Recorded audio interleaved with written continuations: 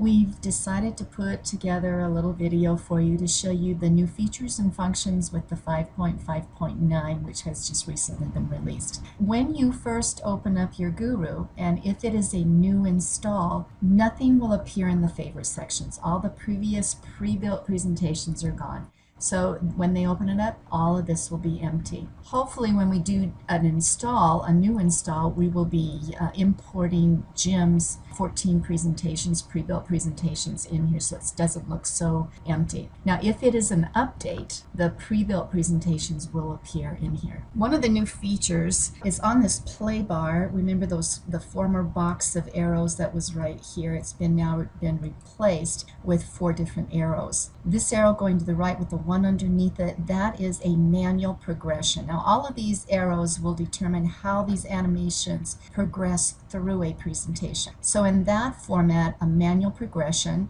an animation finishes playing, and then when it stops, the person can choose which animation to choose, whether it's the next one down, whether it's farther down, whether they want to go backwards. So in the manual position, you choose which animations to play and in what order. A second left click, 2 arrows with the one in the middle, that is a repeat button for one selected animation. In this case, tooth movement is outlined in green. That's what's playing in the visual screen.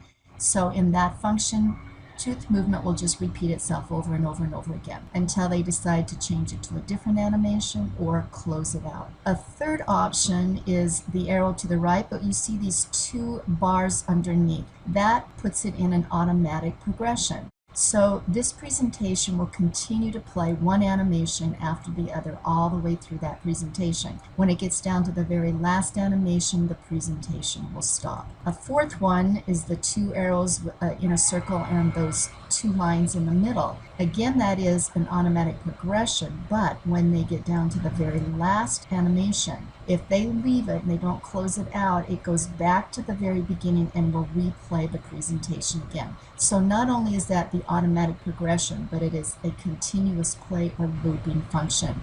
So the 4 functions to those arrows is manual progression, left click, repeat button for one selected animation, left click, automatic progression, left click, automatic progression, and continuous play. Also on this play bar is now an option for a full screen size. We're on an animation right now, and I can continue by clicking it on the full screen size.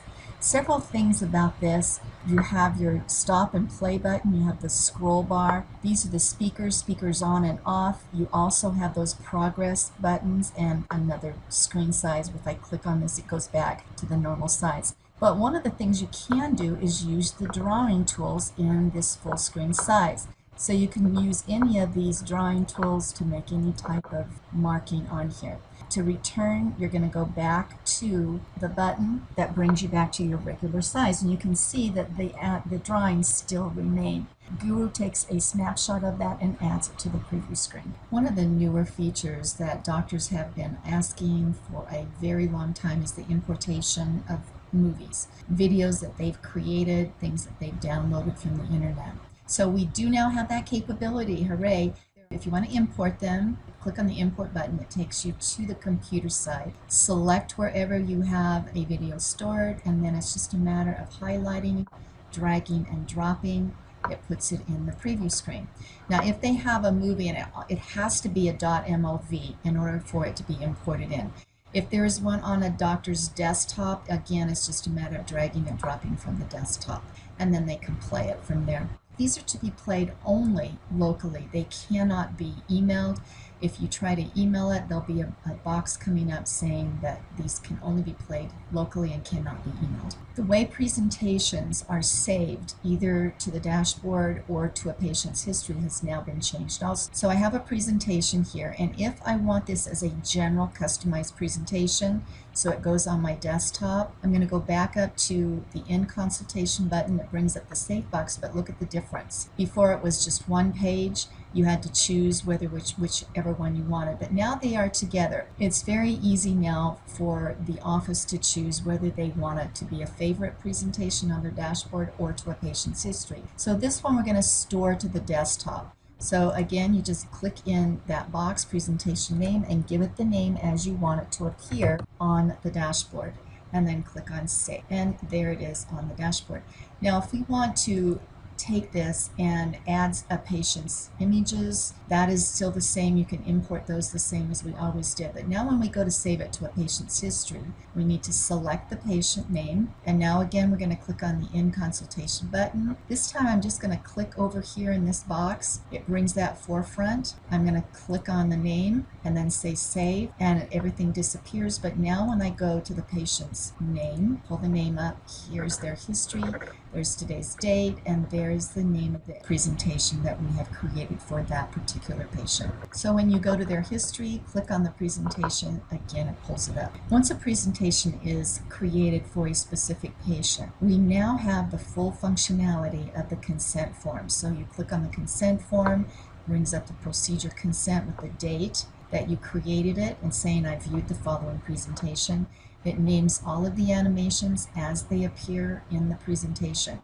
So either with a stylus or with a mouse, the patient can sign off that they have viewed that presentation. Now when you click on continue, it just disappears. But what happens when you go up to the patient history, select the patient's name, there's their history. Here's the one that we just saved to that patient's history. It automatically saves it without you having to save it manually. That little box right there will let you know that that consent form is now on that particular presentation. When you click on it, it is stored at the very bottom. You can click on it, it pulls it up, and you can see it. Now with the print function, let me click on the middle icon, which is your print function. We've always had the 1 to a page, 2 to a page, 4 to a page, but now 2 by 3 has been added and a 3 by 4. Left click and that selection has been made. When we now go to email this to the patient, we go down to that half moon and click on the envelope. When I click on the envelope, it brings up this error box. Please add credentials to your email settings before sending an email. This lets the office know that they have not gone into settings and email